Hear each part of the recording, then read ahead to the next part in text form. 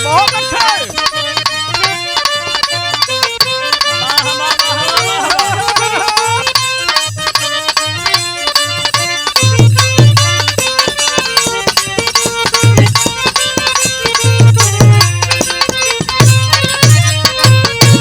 क्या बात है।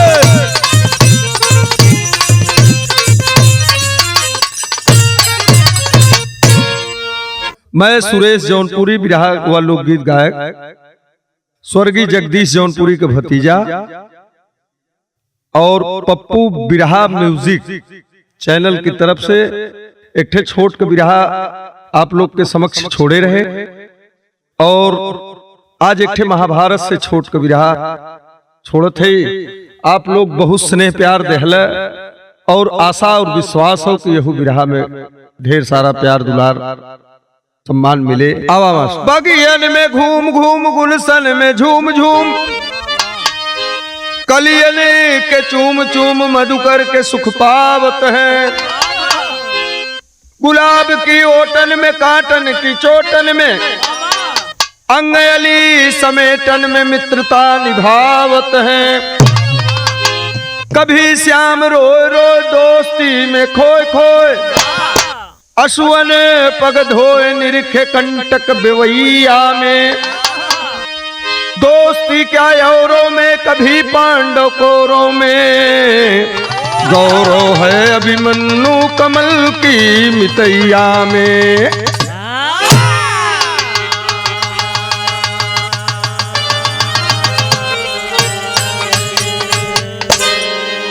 बागन में घूम घूम के मजा लेत हो खेलत हो दोनों साथी और कली चूम चूम मधुकर खूब मजा ले रहा बा और गुलाब खिलाबा देख के दोस्ती के इतना मगन हो सब।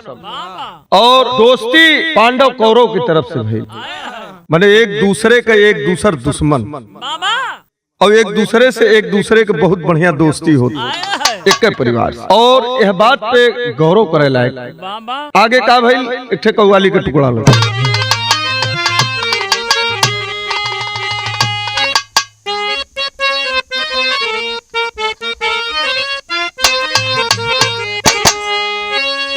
स्वर्गीय हमारे चाचा जी गाते थे इस कव्वाली जगदीश जौनपुरी जी। ऐ मुसाफिर ऐ मुसाफिर भटकता है क्यों दर बदर।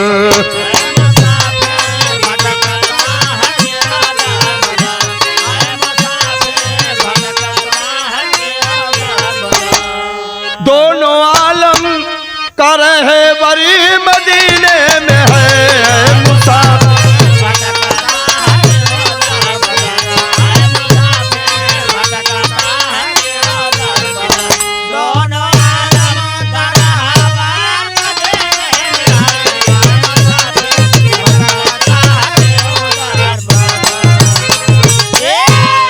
इत धुन बा छड़ी आनंद बदे कवि जी ने कितना सुंदर भाव लिखा। अरे जलने वालों अरे जलने वालों के मंजिल का राही अलग।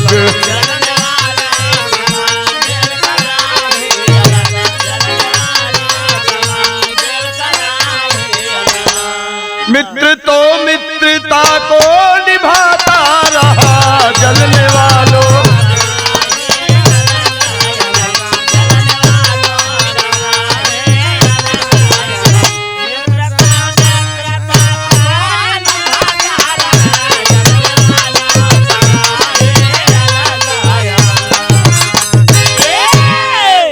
ताज काटो ताज काटो कसेरा कफन बांध कर।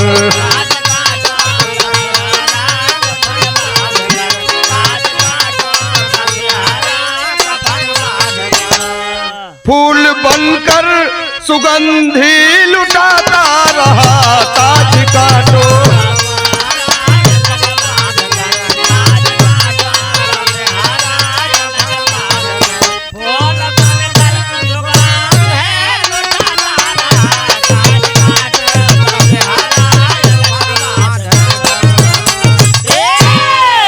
ए भैया बात के समझ लें, जले वाला चाहे जितना जले, करे वाला आगे हो चाहिए, ओकरे जले से कोनो फर्क ना पड़े वाला। ताज काटो का सेहरा कफन बांध, मने पांडव और कौरव के दल से एक कड़ा युद्ध चल रहा है और हर से कमल हर से अभिमन्यु दोनों का मित्रताई उतने तेज चली जावत और मित्रताई में इतनी घनिष्ठता हो जात हो कि वो सब कहा था कुल हो जाए लेकिन हमने साथ न छोड़ा। भैल का नजम में कहना,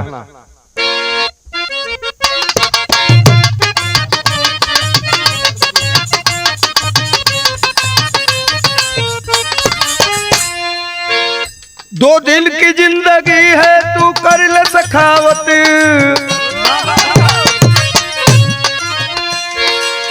दो दिन की जिंदगी है तू कर ले सखावत, इंसान की आदत है करने को बगावत।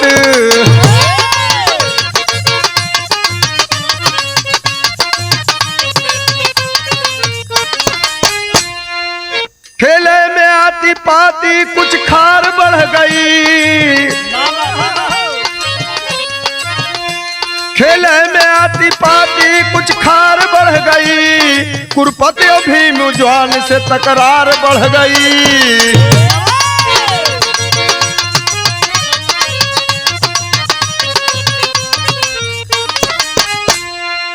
नाजुक उम्र 9 साल थी भारत के लाल की, नाजुक उम्र 9 साल थी भारत के लाल की, जयदरथ के लाल कमल की 11 साल की।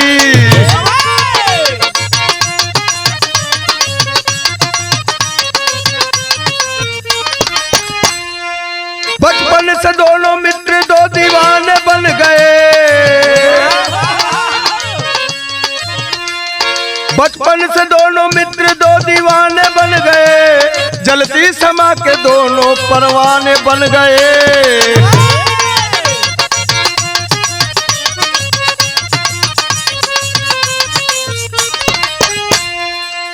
एक साथ दोनों साथी स्कूल को जाते, एक साथ दोनों साथी स्कूल को जाते, जैसे सुदामा मोहन सा साथ निभाते।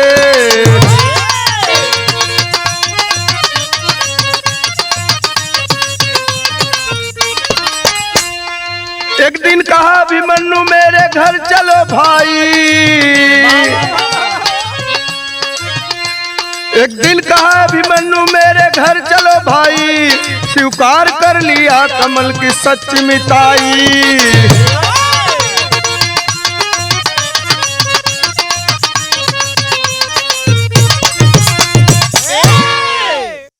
दोनों मित्र समझ ले बात के भैया का भइल, दोनों साथी एक रोज साथ बैठे तो लोग कहे कि अरे तोहरे बाप में और तोहरे बाप में इतनी बड़ी महाभारत फनी हो, तू लोग इतनी बड़ी मित्रताई करता, कहा 2 दिन के जिंदगी हो, अपने मन का हमहन जियब, दुनिया एक तरफ हमने एक तरफ, हमहन का मित्रताई ना खत्म हुई। और 9 साल की उम्र अभिमन्यु का, 11 साल की उम्र कमल का,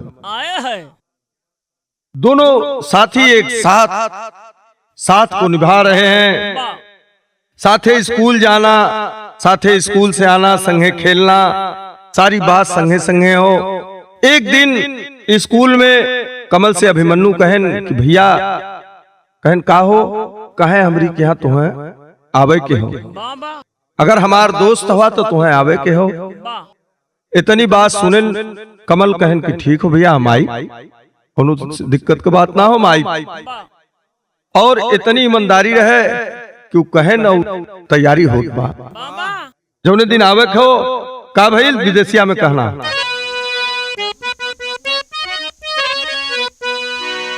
जैस भरथी जो है भाई का यवनवा हो, ओइसनी हर मित्र मितवा की डगरिया, आइल कमल जबकि अभिमन के भवनमा हो, माता सुभद्रा जी ओढ़वली चरिया। जौने दिन अभिमन्यु की यहाँ कमल आवत हैं, माई सुभद्रा खुशी से झूम उठी हैं और हर अभिमन्यु के जर को मने इतनी खुशी बा कि हम का कह दें। आज हमार जैसे भगवान के भरत जो होत रहा है कि कहीं आई है राजपाट थमा के हम खाली हो जाए, वैसे अभिमन्यु कमल के जो हत क्या आज हमार मित्र ही हैं और जौनी समय देखला एक दूसरे से लपट के दोनों आदमी दोनों दोस्त अपने प्यार के इजहार करत हैं कि हमार मित्रताई हो का ई जाहिर करत हो। आगे का भइल एक ठे गीत लगल।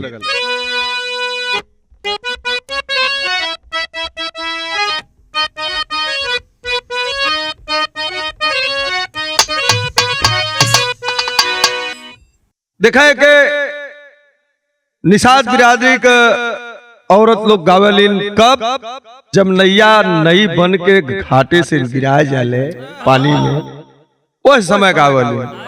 और आजकल नटिन बहुत तेज गाय की है मांगत है कि भैया गंगा जी के चढ़ावक हमें बहुत जरूरी है। हाँ तो का गावलिन,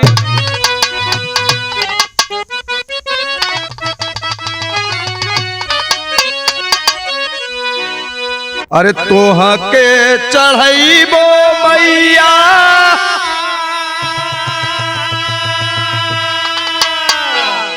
अरे नारी अरे चुनारिया हो कि गंगा जी,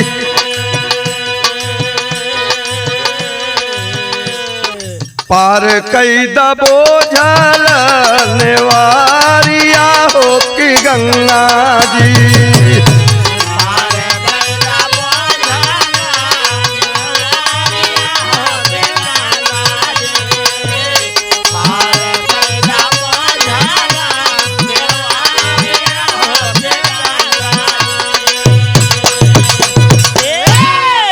इत धुन रहे मजा पानी बदे डाल देहल जाला कि मनोरंजन होत रहे, भाव बड़ा सुंदर हो।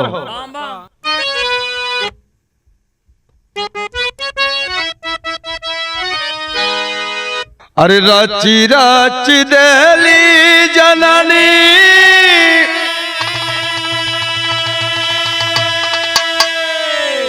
कमल के कजारवा हो दुलरवा झलके,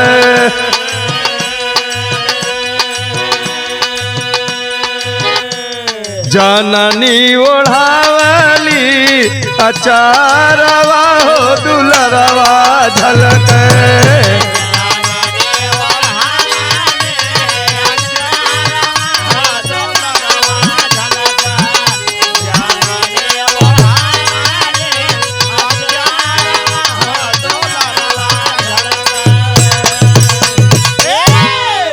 बगले सुता के माई ओढ़ावली अचारवा,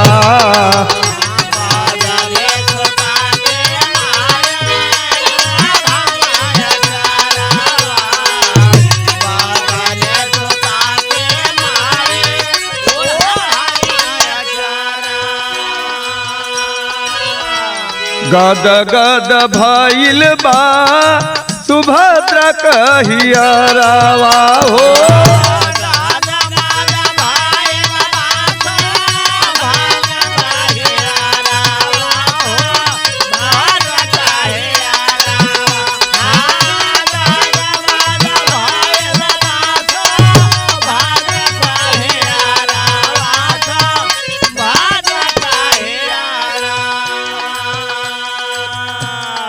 कैल प्रवेश पारथ हो तभी नुसारवा हो दुलरवा झलके, उठ दिल में शंका कहिलो रवा हो दुलरवा झलके।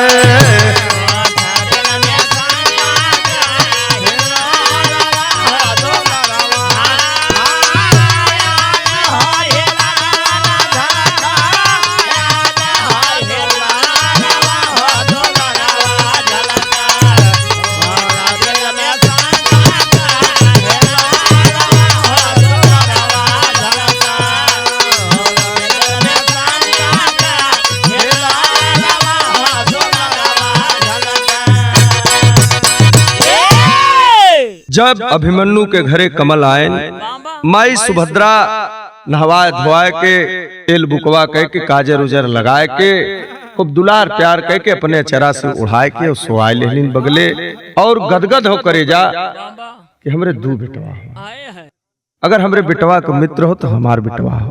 और यह करे में नींद लग गई कमल के।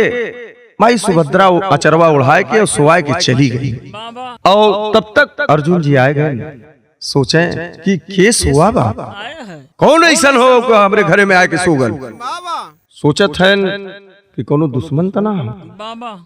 यह सोचत समझत जात है लगे कि देखी हाउ के पहुंचत है, देखत है तो कहे अरे तू कोनो दुश्मन लगत। इतनी बात सोच के झट से पीछे हटन कि कुछ निहत्था जाप तो हो सकला दुश्मन हुई वार कहते। यह सोच के पीछे हटना भइल का टेरी में कहना बा।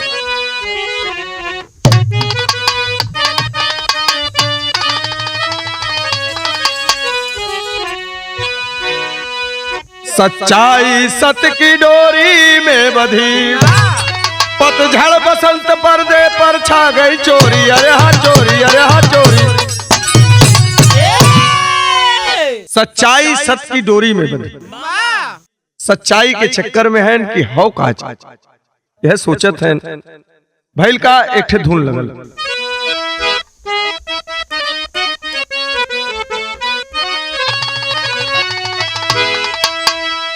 अरे गौने की रात दुखदाई हो, अरे गौने की रात दुखदाई हो, अब हिले ना भूले।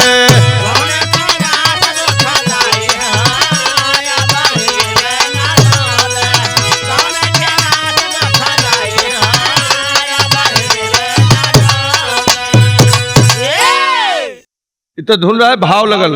अरे अर्जुन के संग का समाइल हो, अर्जुन के संग का समाइल हो, उनकर बदलल ई मनवा।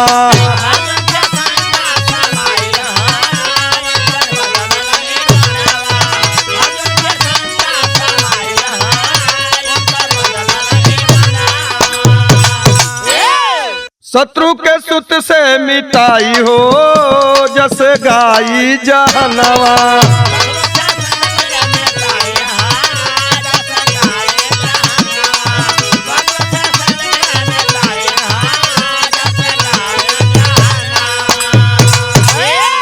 मारे बिना ताने हैं पार्थ कटारी, सब कुछ बतावले बाय अर्जुन का नारी।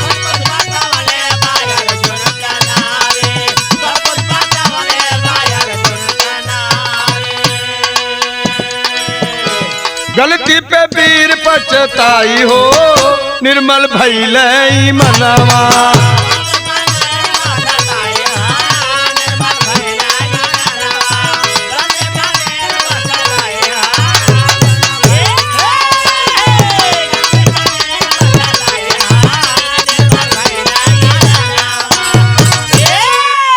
क्या बात के समझ लें। देखा है दोस्ती कितनी बढ़िया।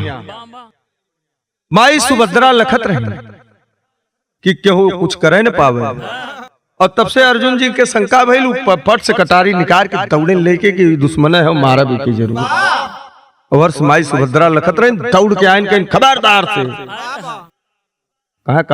कहा अभिमन्यु को दोस्त हो कमल, और एक दूसरे के जीव एक दूसरे में बसाला।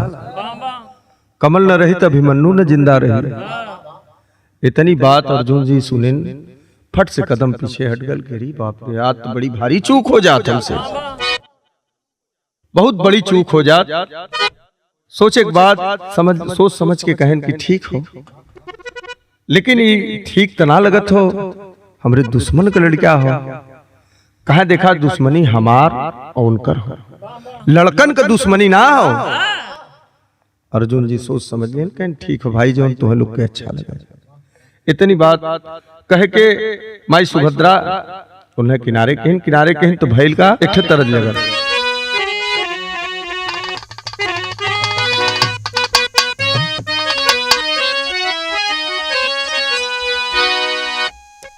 कौनो मेहरारू को मनसेधु निर्दोष थाने में बंद हो गल। मेहरारू सुनलस खबर कि अरे उत बंद हवा, पूछे बदे पहुंचल दरोगा साहब से। का पूछलस? बाबू दरोगा जी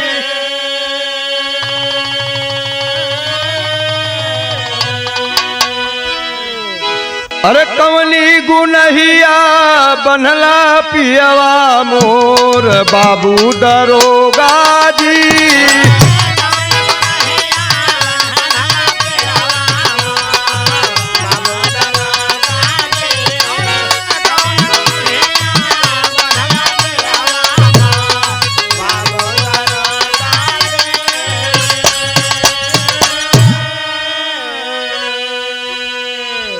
तरज हो गई, भाव पे आ जा। बीतल रतिया हो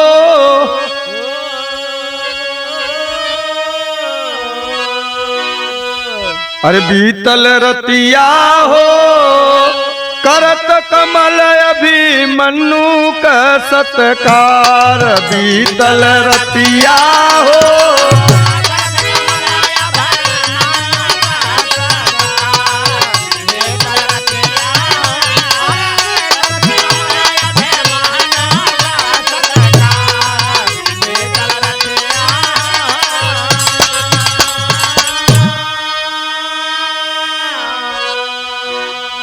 किए विदाई सुबह होत देहीरा मोती सोना।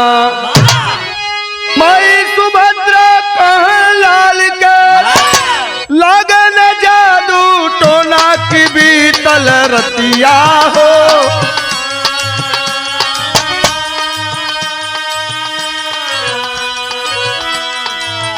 बीतल रतिया हो आए कमल तब अपने महल मझार। बीतल रतिया हो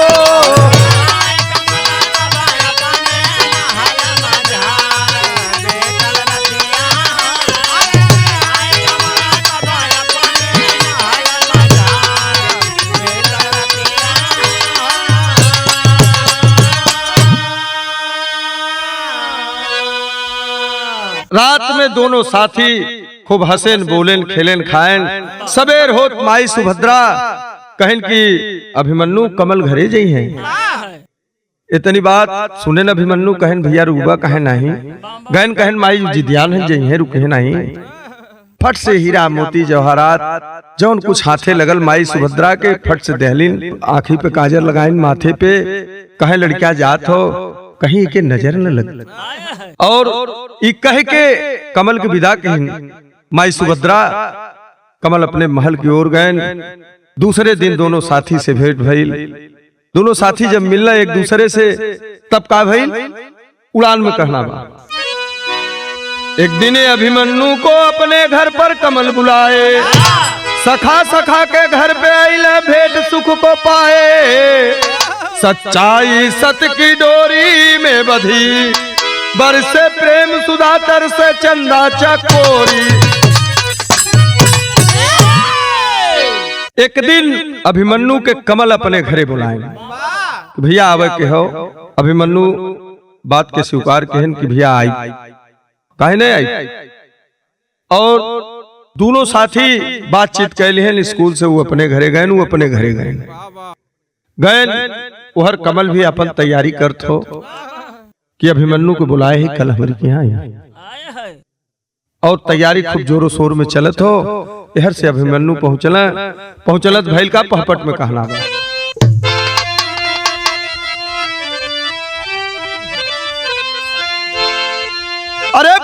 भेट साथी भरे कवरिया मौका आइल बा अखिया बरस सावन का जी सरिया मौका आइल बा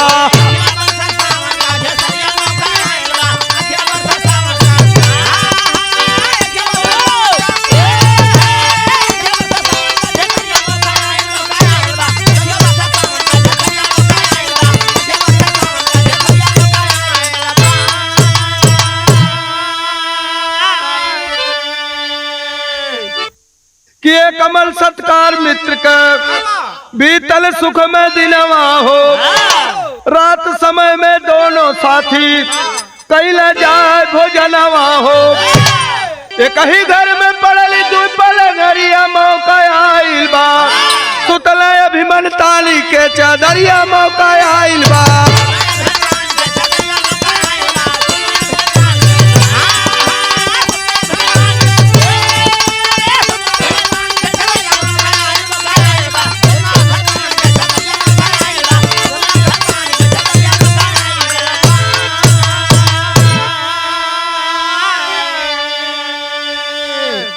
शंका भैली सखा कमल के जरा नानी दियावे हो एहवर जयद्रथ द्रोण गुरु से आने में बतियावे हो अरे काटल जाई अभिमन के मऊरिया मौका आइल बात रही बासना बाजी फिर बांसुरिया मौका आइल बा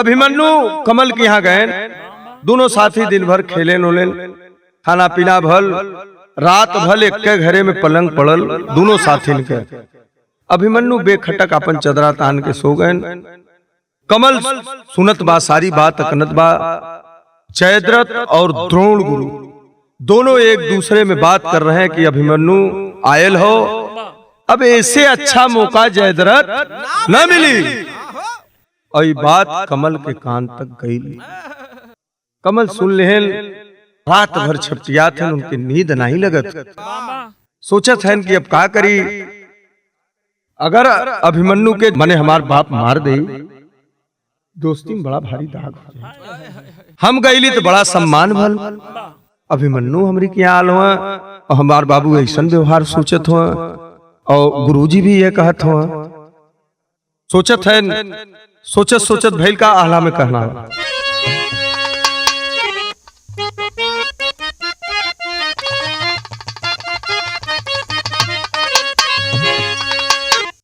एक और जयद्रथ का बिगड़ल नियतिया भैया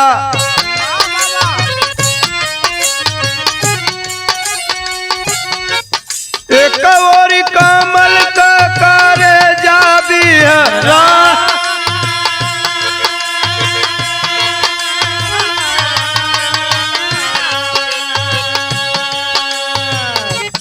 हमारे रहत मोर मित्र मारी जई है भैया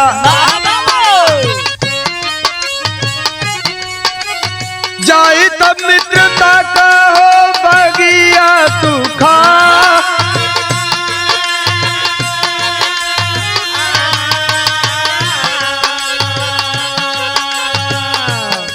भारी बदनामी होई जाई दुनिया में भैया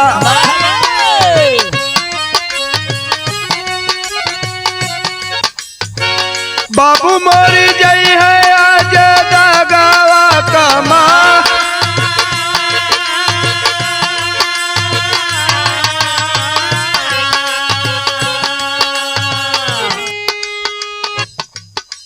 जयद्रथ सारी बात तैयारी करेला अभिमन्यु सोचत है कि अगर हम होशियारी न करब तो आज हमार पिताजी अभिमन्यु के संगे धोखा कमा जी यह सोचत है सोचत सोचत दिमाग बात में आई सदर में कहना बा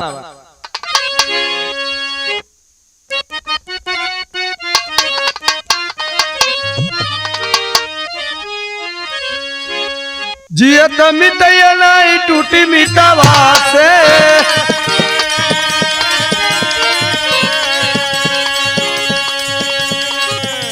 अखिया से असिया न रोकले रोका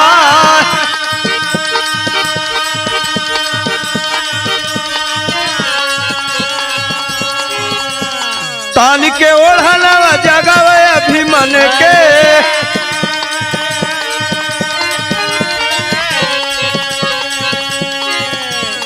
कहे सो हमारे पलंगिया पर जाए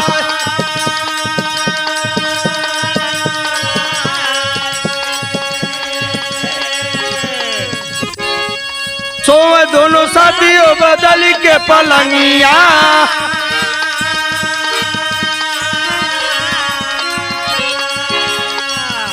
रतिया अनहरिया न ताली को सुझा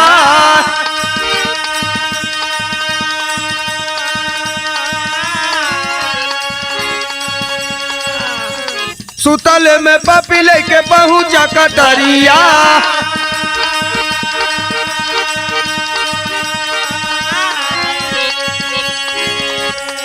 अपने ललनावा पर दिहल चला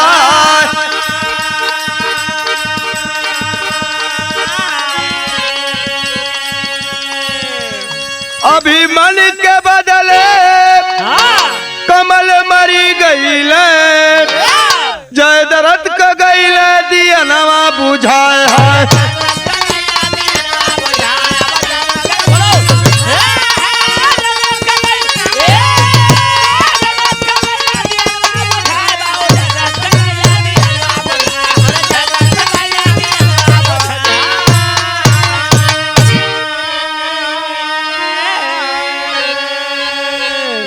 कमल अभिमन्यु के बचाव बदे सारी तैयारी कैलस।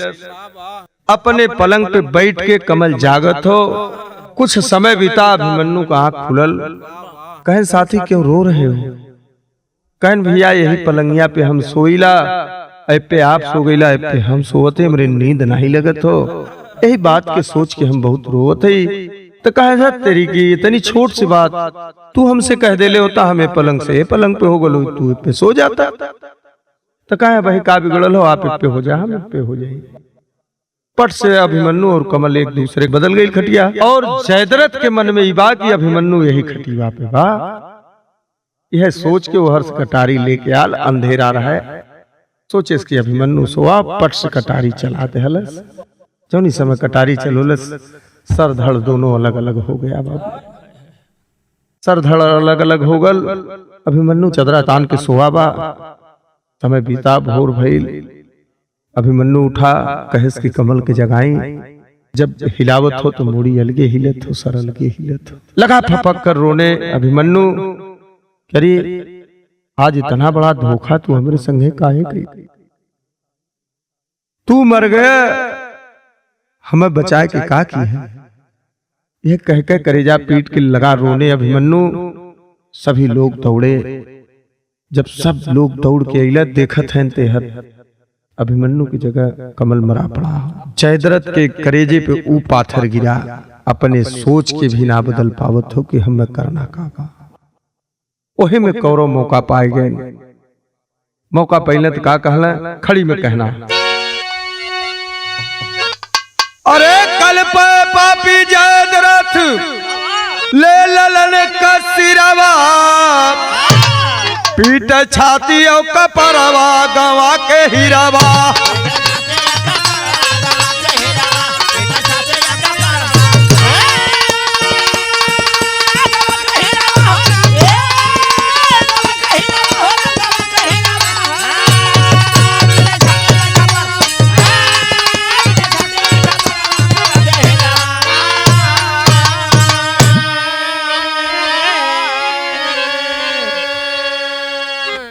जेकर पाप वही के कपारे पे घर आई। रोए जुट के कौरव शोक सिंधु में समाई। अंतिम संस्कार कैले गंगा के तीरवा, पीट छाती और कपरवा, गवा के हिरवा।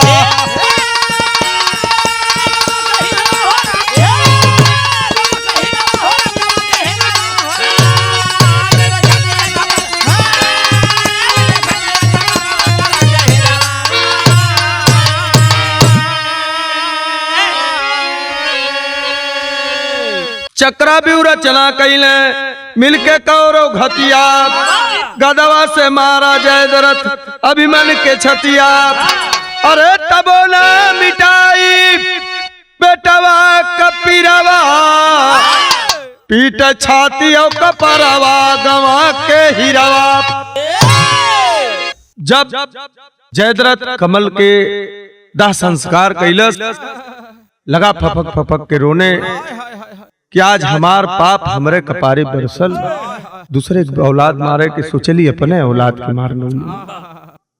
सोच सोच के सीना कपार पीट पीट रोवत हो कि अरे बाप रे हमसे बड़ी भारी। तब तक के हर कौरव चक्राव्यूह को रचना कैले, यही में अभिमन्यु के मारल जाई और जयद्रथ तू गदा से मारा उनके छतिए। इतने के बावजूद मन नहीं मानत बा, अभिमन्यु के भी जयद्रथ मार दहलस। ओ करे बावजूद औलाद का पीड़ा खत्म ना भइल, छाती और कपार पीटत बा, अपने पाप का पश्चाताप नहीं कह पावत बा। हमरे गाना का लास्ट भइल गुरु घराने का परिचय। बिहारी पत्तू जय मंगल राम आधार की माया, कमल बिहू में जयद्रथ मर गए पति राम की छाया।